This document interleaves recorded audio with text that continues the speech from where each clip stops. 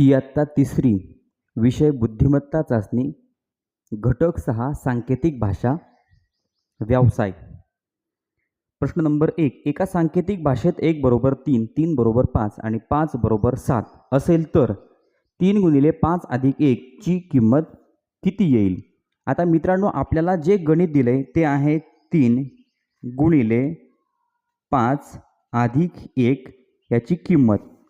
आता 3 म्हणजे काय, तर 3 बरोबर या ठिकाणी आहे 5 म्हणजे 5 गुणिले त्यानंतर आहे 5, मग 5 बरोबर आहे 7 अधिक 1. आता 1 ची किंमत काय आहे, 1 बरोबर आहे 3. मित्रांनो, हे गणित आपण या ठिकाणी सोडवणार आहोत. सुरुवातीला होईल गुणाकार 5 7 35 आणि अधिक 3 म्हणजे उत्तर येणार 38.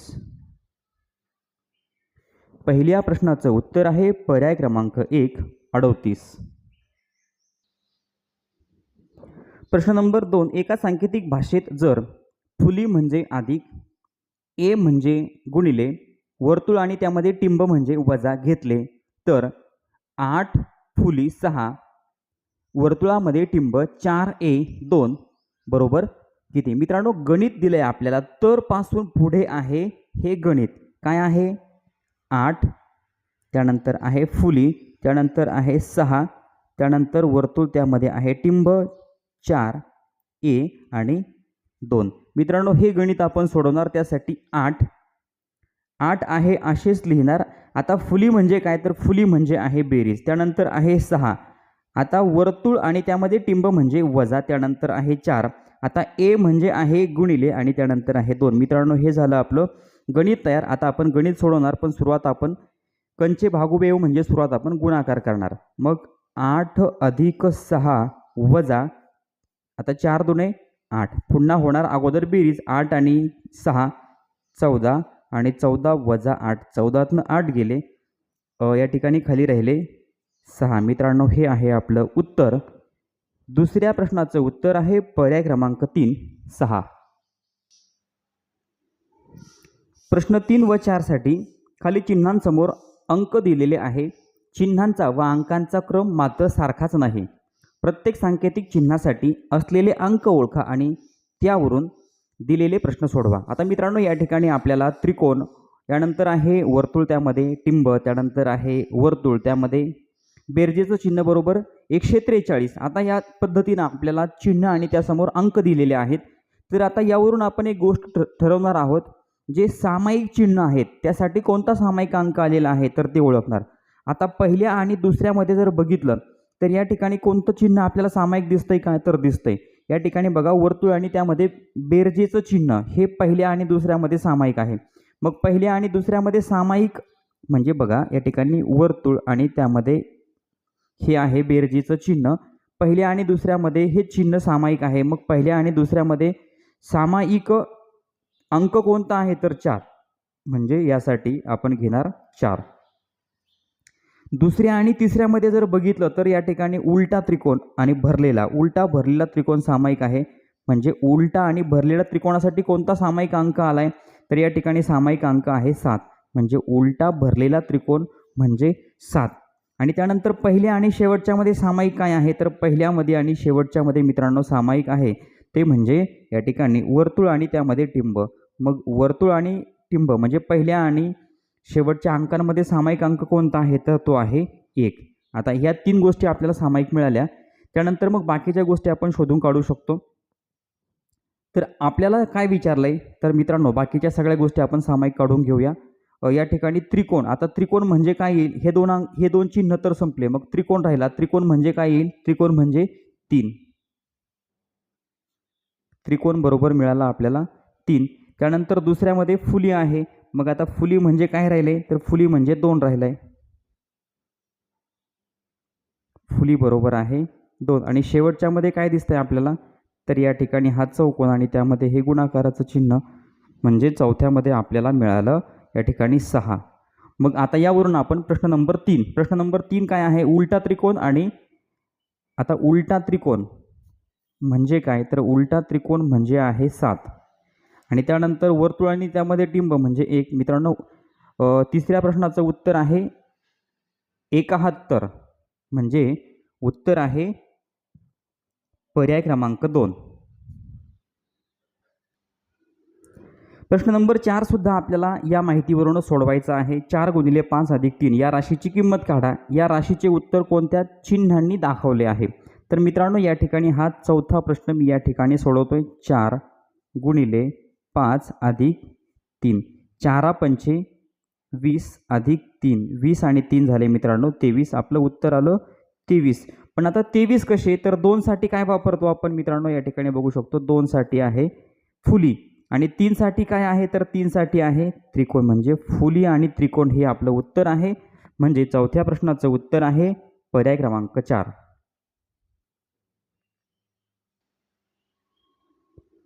प्रश्न नंबर 5 एका सांकेतिक भाषेत वर्तुळ त्यामध्ये टिंब म्हणजे 1, त्रिकोण म्हणजे 5, चौकोन म्हणजे 7.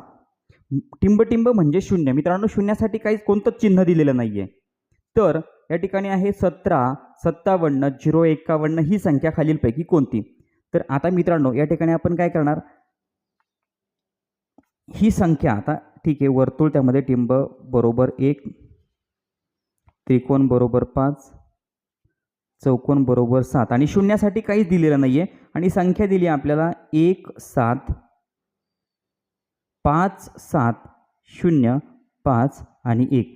आता 1 साठी काय आहे? तर 1 साठी आहे वर्तुळ टिंब, त्यानंतर 7 साठी आहे चौकोन, 5 साठी आहे त्रिकोण, पुन्हा 7 साठी चौकोन.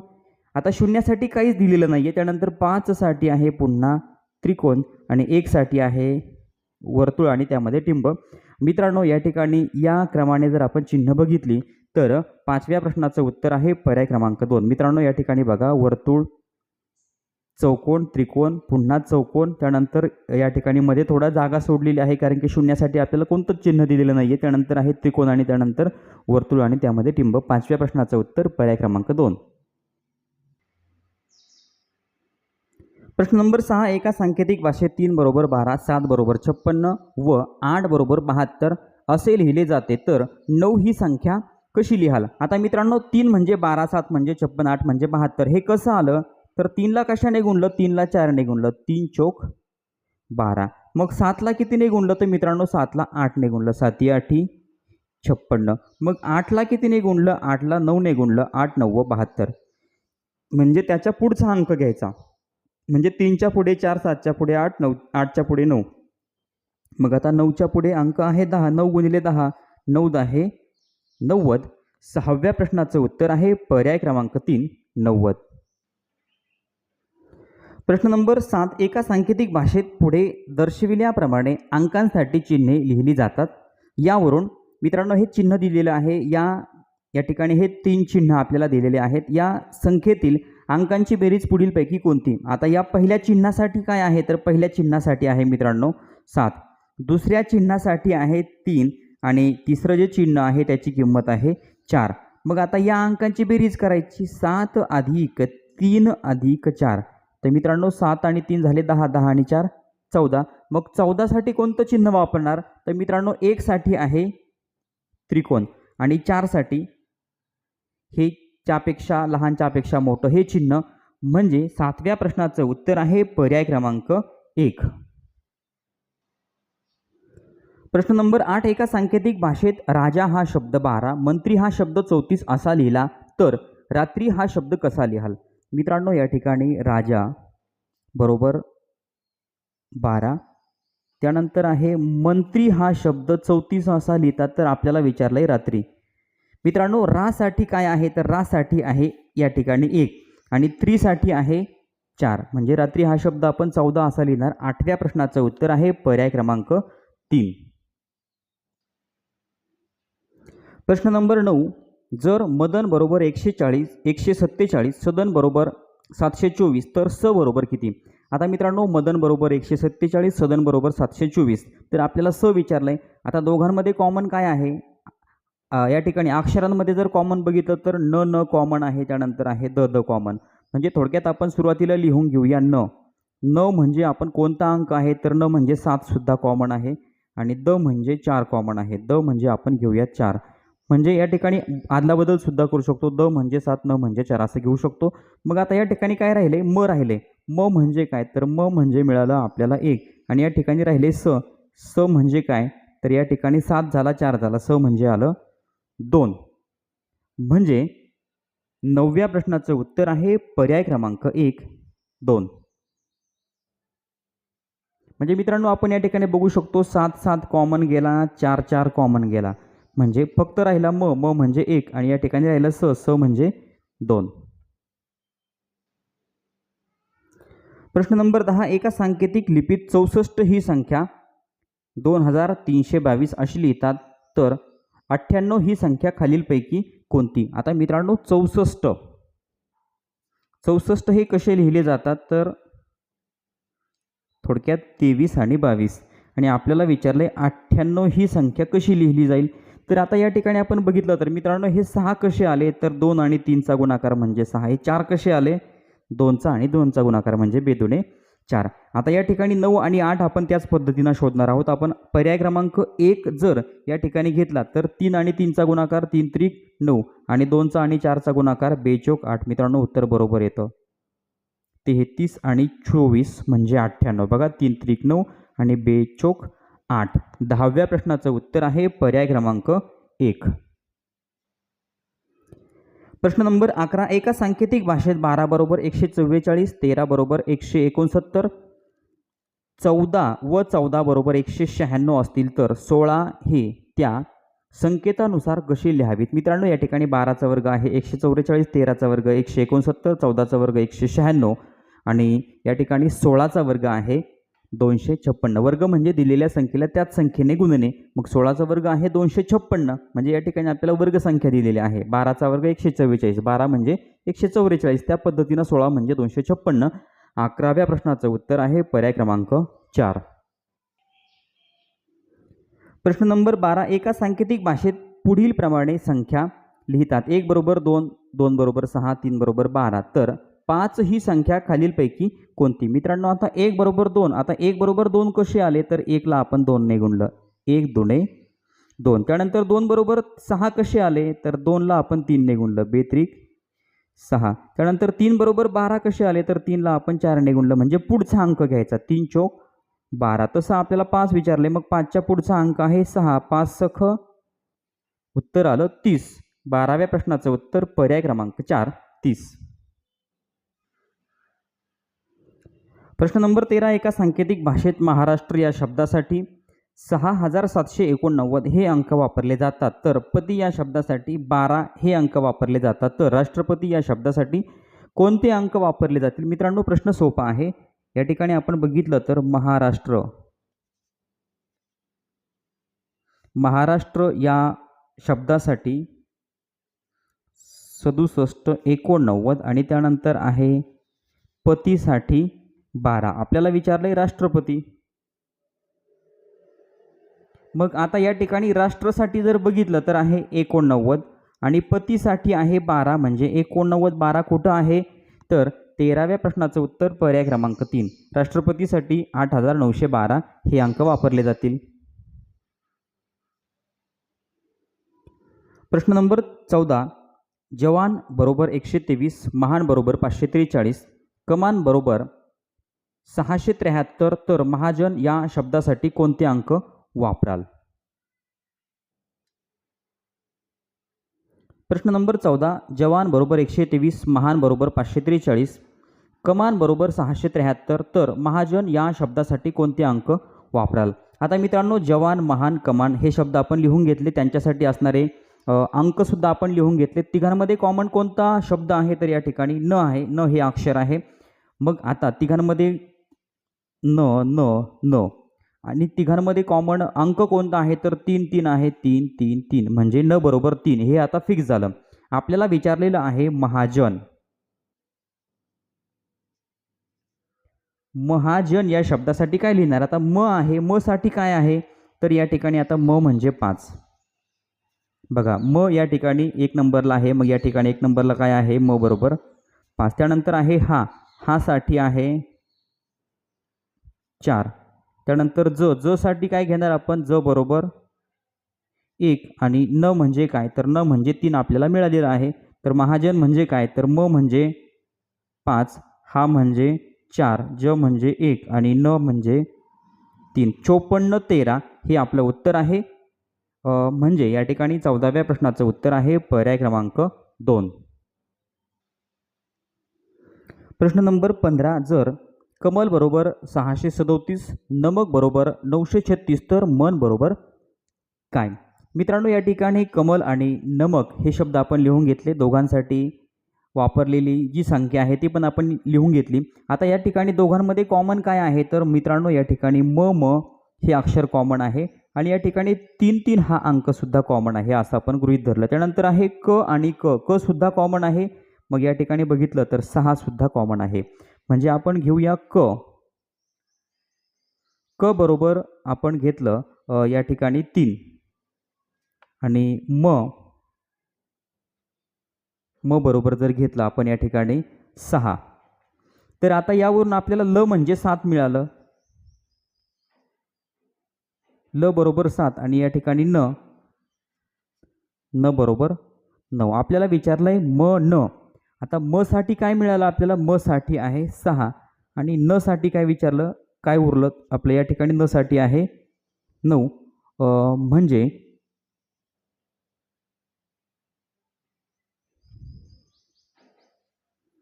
तर या ठिकाणी थोडा बदल करावा लागेल मित्रांनो. या ठिकाणी 3-3 एकाखाली एक आहे, म एकाखाली एक आहे. म्हणजे आपल्याला घ्यावं लागेल म बरोबर 3. म बरोबर 3 घेतलं, मग खाली राहिलं क बरोबर घेणार आपण 6. म्हणजे आता या ठिकाणी आपल्याला या दोनचा विचार करावा लागणार नाही. म म्हणजे आपण घेणार या ठिकाणी 3 आणि न म्हणजे आपल्याला मिळालेलं आहे 9. म्हणजे आपलं उत्तर आलं मित्रांनो या ठिकाणी 39. 15व्या प्रश्नाचं उत्तर आहे पर्याय क्रमांक 4. न म्हणजे 39.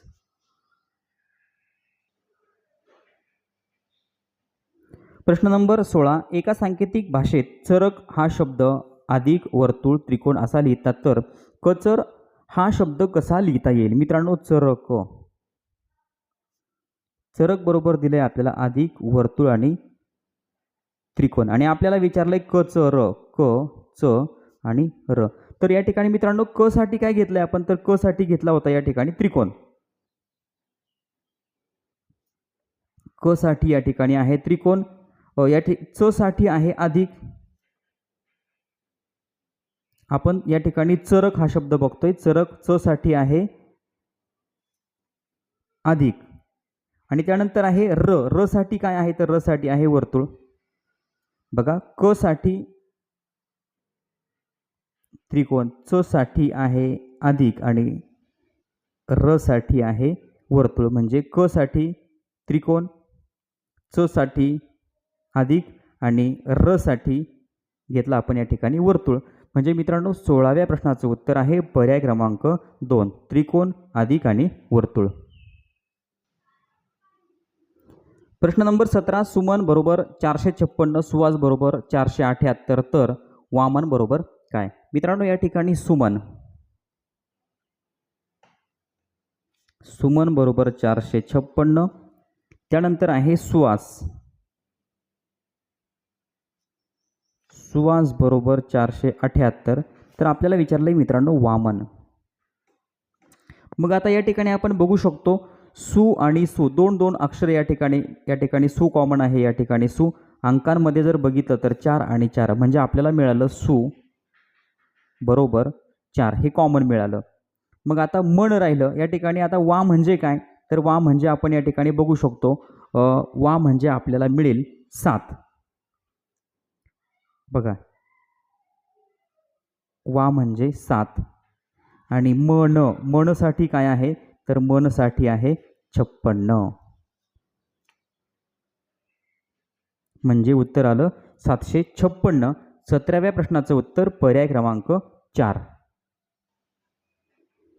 प्रश्न नंबर 18. एका सांकेतिक लिपीत जर धवल बरोबर 356, बदक बरोबर 279 तर त्याच लिपीत धग बरोबर काय? मित्रांनो या ठिकाणी धवल म्हणजे 356, बदक म्हणजे 279. आता ध साठी आहे 3, व साठी आहे 5, ल साठी आहे 6, ब साठी 2, द साठी 7 आणि क साठी आहे 9, कारण की यामध्ये कुठलंही अक्षर या ठिकाणी कॉमन आलेलं नाही. आपल्याला विचारलंय धक धक. मग आता ध साठी आहे 3, क साठी आहे 9. 3 आणि 9 म्हणजे उत्तर आलं 39. 18व्या प्रश्नाचं उत्तर आहे पर्याय क्रमांक 4, 3939. प्रश्न नंबर 19. जर च अधिक छ बरोबर 6 अधिक 7, ट अधिक प बरोबर 11 अधिक 21, तर ड अधिक ब बरोबर काय? मित्रांनो, या ठिकाणी आपण जर बघितलं तर च छ, च्या पुढचं मराठी अक्षर येतं छ. च छ म्हणजे 6 7 बरोबर. त्यानंतर आहे ट, ट म्हणजे 11 आणि प म्हणजे 21. बघा आता या ठिकाणी आपण लक्षात घ्यायचं, ट म्हणजे 11 आणि प म्हणजे 21. आता आपल्याला विचारले ड आणि ब. आता हे जे ड आहे, आता हे ड कधी असतं मित्रांनो? क ख ग घ ड आणि नंतर असतं च. आता च म्हणजे 6 मिळालं, मग च च्या अगोदर ड आहे, म्हणजे ड म्हणजे काय असेल? तर ड म्हणजे असणार आहे 5. मित्रांनो, असं आपण या ठिकाणी बघू शकतो, क ख ग घ ड, नंतर आहे च आणि नंतर आहे छ. बघा, क ला दिला 1 2 3 4 आणि 5, ड ला मिळाला 5 नंबर, त्यानंतर च ला मिळाला 6 आणि या ठिकाणी 7 बरोबर. म्हणजे ड म्हणजे मिळाला आपल्याला 5 आणि आपल्याला पुढे विचारलंय ब. आता प साठी जर 21 असेल, बघा प बरोबर 21, मग फ म्हणजे काय? प फ म्हणजे 22, प फ नंतर आहे ब, ब म्हणजे 23. म्हणजे आपल्याला ड अधिक ब विचारलंय, म्हणजे ब चा नंबर मिळाला 23. 5 अधिक 23 म्हणजे 19व्या प्रश्नाचं उत्तर पर्याय क्रमांक 3.